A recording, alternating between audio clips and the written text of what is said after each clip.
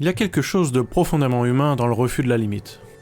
Depuis que l'on trace des cartes, nous sommes obsédés par ce qu'il y a après le bord de la feuille, la terra incognita.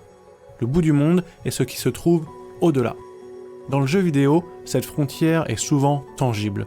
Elle prend la forme de murailles, d'immeubles en trompe-l'œil ou de ravins infranchissables qui délimitent la carte, telles les falaises vertigineuses du mont Roraima, le plateau du début de Breath of the Wild ou les montagnes de Skyrim qui vous rappelleront que vous ne pouvez pas aller au-delà.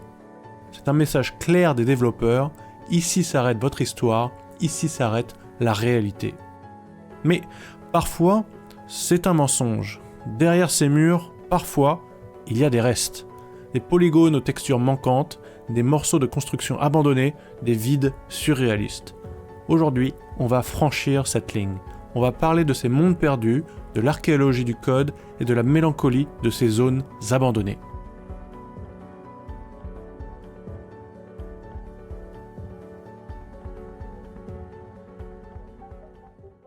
Tout commence souvent par une rumeur de cours de récréation, à une époque où Internet ne détruisait pas encore tous les mythes en quelques clics.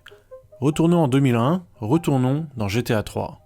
Vous aviez exploré le jeu de fond en comble, vous connaissiez chaque ruelle de Liberty City. Et puis, on vous a parlé de cette zone cachée. Une ville fantôme, inaccessible, posée quelque part au-delà de l'océan. Pour l'atteindre, il ne fallait pas juste jouer, il fallait casser le jeu. Il fallait prendre le tank, activer le code pour faire voler les véhicules, tourner la tourelle vers l'arrière et tirer comme un fou pour transformer le recul du canon en propulseur. Et le plus incroyable, c'est que la ville fantôme était vraiment là. Après avoir survolé les terres et les mers, on atterrissait dans un univers au-delà des textures. Une ville déserte, bourrée de bugs, avec des collisions manquantes où l'on finissait souvent par tomber dans le vide. Honnêtement, on n'avait rien à y faire. C'était juste quelques pâtés de maison tristes, sans aucune vie. Mais le simple fait d'y être, coincé là, transformait le joueur en une sorte de grand voyageur, un explorateur sans guide du routard, fasciné par un simple îlot abandonné, un simple caillou au milieu de l'océan. C'est ça le point de départ. Ce monde derrière le game design devient un nouveau terrain de jeu. C'est un peu comme si sur la route des vacances, on atterrissait soudainement dans une zone industrielle désertée. Passé le choc, la fascination prend le dessus. Cette obsession de l'exploration totale est typique d'une génération spécifique, celle de la démocratisation de la 3D, de la PlayStation 1 et de la Nintendo 64. Une génération éduquée à tout scruter, à tout tester, qui a grandi en posant des bombes à côté de chaque arbre suspect dans Ocarina of Time. Une génération qui a parfois passé des heures à essayer d'atteindre cette île du barrage dans GoldenEye, cette destination impossible qui nous narguait au loin. Une génération qui s'est demandé comment libérer Marty dans Mario Kart 64 et ainsi débloquer l'accès à ces quelques mètres carrés qui nous étaient refusés. Les jeux devaient être encore tellement optimisés que chaque objet placé de façon étrange devenait une conspiration, un mythe. Notre réflexe n'était pas de l'ignorer, c'était le réflexe de l'archéologue qui se déclenchait. On voulait savoir ce que ce machin faisait ici, quelle était sa fonction. On cherche alors à comprendre la civilisation qui l'a laissé là. C'est une forme d'urbex numérique, de mythe de l'Atlantide. On tente de se réapproprier ces lieux abandonnés par l'exploration brute. Mais d'un point de vue architectural et production, pourquoi ces zones existent-elles ? Pourquoi laisser autant de matière morte ? C'est souvent l'histoire d'un deuil difficile, celui du potentiel inachevé. Dans le développement d'un jeu, il y a ce que l'on appelle parfois le cutter, le responsable créatif ou financier, celui qui arrive en milieu ou fin de production pour dire « ça on enlève, ça on garde ». Il faut livrer le produit à temps, alors on coupe dans le gras. Mais retirer un morceau de niveau, c'est dangereux. Si vous effacez une zone mal isolée, vous risquez de créer des bugs en cascade. Alors souvent, on laisse le contenu là où il est, on le cache, on met un mur invisible, on déplace la caméra. Prenez Final Fantasy XV, c'est un cas d'école. Des villes entières comme Lucis, Nilfheim ou Ténébré sont présentes dans le jeu. Elles sont inaccessibles, protégées par des barricades, mais elles sont là. Les développeurs ont laissé ces zones immenses, parfois complètement buggées, parce qu'ils avaient besoin de background pour les moments où le joueur vole en voiture ou invoque une divinité. Il fallait que l'horizon soit crédible, mais pour les quelques aventuriers du glitch qui souhaitent vraiment s'y rendre, c'est une promenade mélancolique. On marche dans les ruines d'un projet qui n'a jamais abouti. C'est la même émotion qu'a ressenti un explorateur nommé Picol en 2009 sur Shadow of the Colossus.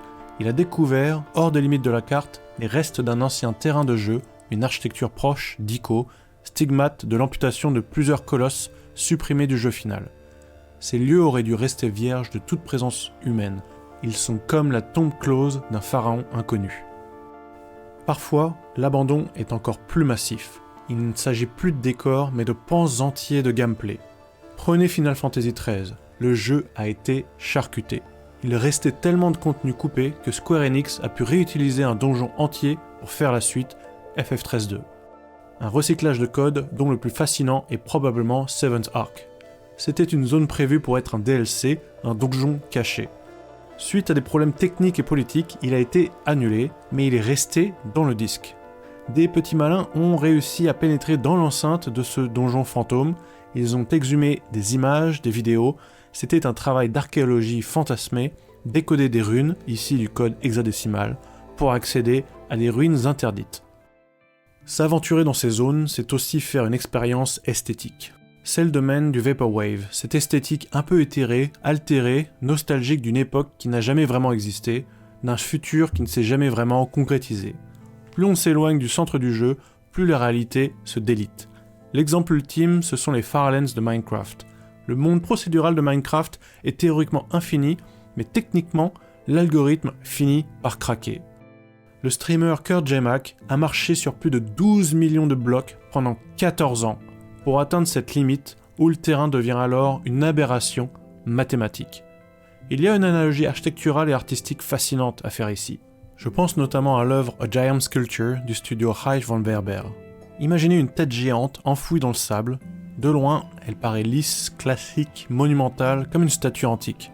Mais quand vous vous approchez, l'illusion tombe. Vous réalisez qu'elle n'a aucune surface courbe, elle est composée de milliers de petits triangles soudés, comme un maillage 3D brut. L'artiste explique que la netteté du visage, évidente de loin, se transforme en abstraction quand on se rapproche. Les zones abandonnées du jeu vidéo, c'est exactement ça. On s'est trop approché de la sculpture, on a brisé la distance de sécurité. On voit les triangles, on voit le maillage, on voit l'artifice. La résolution de l'image s'effondre pour révéler la structure brute de notre monde virtuel. Pourquoi sommes-nous si attirés par ces marges ? Pourquoi ce fantasme de l'œuvre abandonnée ? Peut-être parce que ces limites nous disent la vérité sur notre condition de joueur, sur nos limites de créateur. Quand on atteint enfin ces zones interdites, quand on passe derrière le décor, on vit ce moment de lucidité absolue, tel George Taylor dans La planète des singes qui tombe face à la statue de la liberté en ruine et comprend soudainement où il se trouve vraiment. Il pensait être si loin de chez lui, il n'avait pourtant jamais vraiment quitté la case départ. Les zones abandonnées sont notre statue de la liberté. Elles nous font comprendre que nous étions enfermés dans le même monde depuis le début. L'univers infini qu'on nous promettait a, au final, toujours des murs. Mais c'est justement parce que ces murs existent que nous cherchons inlassablement à trouver la faille pour voir ce qu'il y a derrière.